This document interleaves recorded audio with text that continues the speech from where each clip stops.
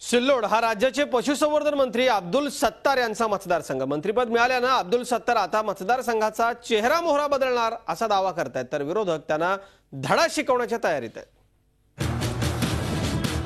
अजिंठा लेणी आणि डोंगरदऱ्यात पसरलेला सिल्लोड मतदारसंघ हा औरंगाबादच्या दृष्टीनं एक मोठा मतदारसंघ आहे. 2004 मध्ये भाजपच्या ताब्यात असलेला हा मतदारसंघ अब्दुल सत्तार यांनी 2009 मध्ये खेचून आणला. अशोक चव्हाण यांचे कट्टर समर्थक अशी सत्तार यांची ओळख आहे. मतदारसंघाचा विचार केला तर या मतदारसंघाची लोकसंख्या 3,67,000 इतकी आहे. त्यात 2,65,798 इतके मतदार आहेत. 2009च्या निवडणुकीत अब्दुल सत्तार यांना 97,940 मतं पडली, तर त्यांचे विरोधक भाजपचे सुरेश बनकर यांना एकूण 70,340 मतं पडली. जवळपास 27,000पेक्षा जास्त मतांनी सत्तार यांनी आपला विजय साजरा केला. दरम्यान विकासात आपला तालुका प्रचंड मागासलेला असल्याचं सत्तार सुद्धा मान्य करतात. मात्र गेल्या 5 वर्षात आपण विकास कामांचा धडाका लावल्याचं सत्तार सांगतायत. मतदान करणारा मतदान राजा तो आमचा मालक आहे. त्या मालकाला आम्ही 5 वर्ष जे काम केलं, हे 5 वर्षाचा सालदार गडी चांगला असेल तर परत त्याला ती निवडणूक मला सोपी असेल. मी चांगलं काम केलं नसेल, माझा सालदार म्हणून 5 वर्ष त्या मतदार बांधवांना डॉक्टर बाबासाहेब आंबेडकरांनी जे मताचा अधिकार दिला त्याच्यापासून कुठेतरी मी न्याय देण्यामध्ये कमी पडलो असेल तर माझा निर्णय निवडणुकीच्या निकालाच्या नंतर जरूर तुम्हाला पाहायला मिळेल. पण असं जरी असलं तरी या मतदारसंघातल्या समस्या मात्र कायम आहेत. अजिंठा लेणी असल्यानं औरंगाबाद पासून 4 पदरी रस्ता असणं गरजेचं आहे. मात्र अजूनही 2 पदरी रस्त्यावरच सगळी ट्रॅफिक अवलंबून आहे. अजिंठा सारख्या लेणी असूनही पर्यटनाच्या दृष्टीनंही काहीच भरीव असं काम झालेलं नाही हे सत्य नाकारता येत नाही. ग्रामीण भागात रस्त्यांचं जाळं अजिबात नाही, त्यामुळे ग्रामीण भागातली जनता त्रासली आहे. दुष्काळी तालुका असल्यानं पाण्याचा प्रश्न सोडवणं गरजेचं आहे. मात्र प्रश्न कायमच राहिलाय. खडकपूर्णा नदीचं पाणी अजूनही सिल्लोडला मिळू शकलेलं नाही. खेळणा धरणाचं पाणी आणण्याचा प्रयत्न काही अंशी पूर्ण झालाय, मात्र अजूनही मोठ्या प्रयत्नांची गरज आहेच. त्यातच शहरात बाजारपेठ निर्माण झाली, मात्र शहराचं रुपडं बकालच असल्याचं मान्य करावंच लागेल. सत्तारांचे तालुक्यातले विरोधक मात्र सत्तार फक्त भुलताफा मारत असल्याचं सांगतायत.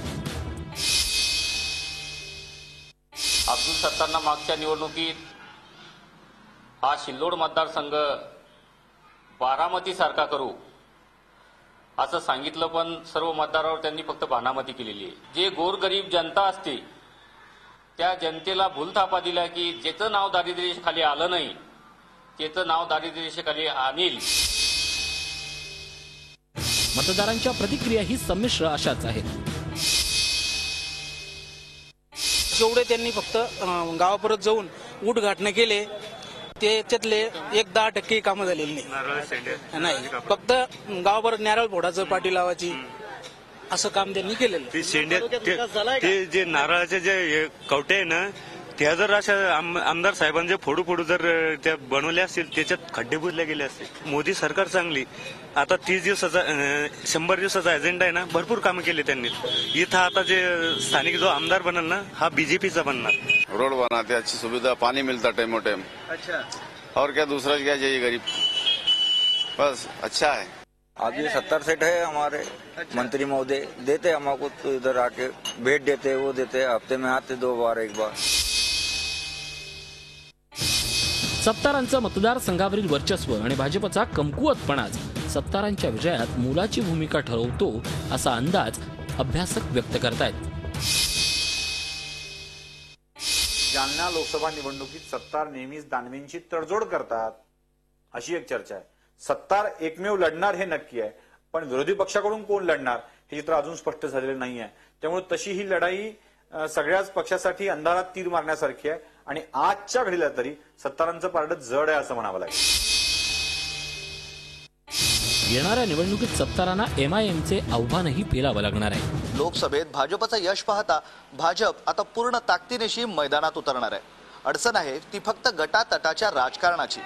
भाजपनं आपल्या गटातटावर वर्चस्व मिळवलं तर निश्चितच सिल्लोडची लढत रंगतदार होईल, यात कुठलीही शंका नाही. व्हिडिओ जर्नलिस्ट मोहम्मद तौकीफसह मी विशाल करोळे, झी मीडिया, औरंगाबाद.